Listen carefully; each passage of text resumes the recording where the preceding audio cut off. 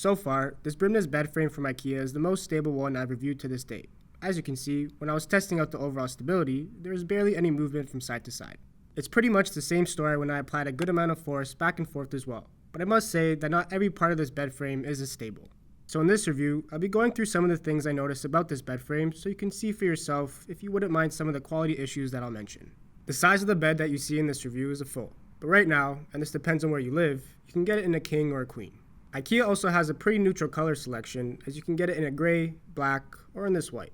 Some of the first things that I noticed with this bed was that you sleep a bit higher than other bed frames from IKEA.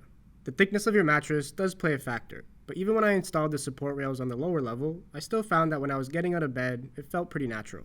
I'm 6 feet tall, but in my opinion, if you're a taller person, getting out of bed will be more comfortable than say an IKEA bed that is lower to the ground. To be more exact, the mattress will rest about 14 inches above the ground on the lower level.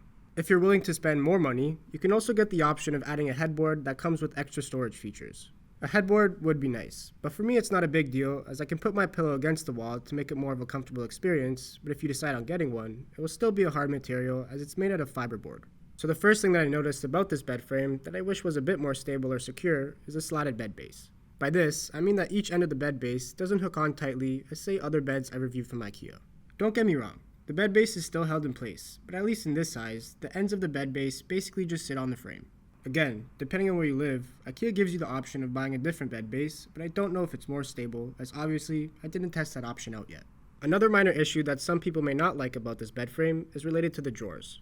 At first, I was surprised of how much storage space you get with these drawers, as you'll have enough space to store extra pillows and duvet covers. To be more exact, with this particular model, the width of each drawer is about 34 3/4 inches, and the depth is about 21 inches. There is a weight limit, however, if you decide to store heavier items. You shouldn't exceed over 44 pounds or 20 kilograms. I didn't notice any issues opening and closing the drawers, as this process was relatively smooth, but the issue that some people may have with the drawers is the movement from side to side. When I was testing them out, I noticed that they're not the most stable, but if you're curious to see if you'll have enough space in your room with the drawers fully extended out, the width from drawer to drawer is about 86.5 inches. It should take you around a couple hours to finish off the whole assembly, but if you want to speed things up, I also made an easy to follow tutorial. As for transportation, you'll need to get a total of 5 items, and you may have an issue fitting the longest package if you have a smaller car. So if you're interested in purchasing this particular Brimnes 4-drawer bed frame, right now it goes for $299 in Canada and $229 in America. All in all, I think it's a pretty good bed frame, aside from those little issues that I noticed.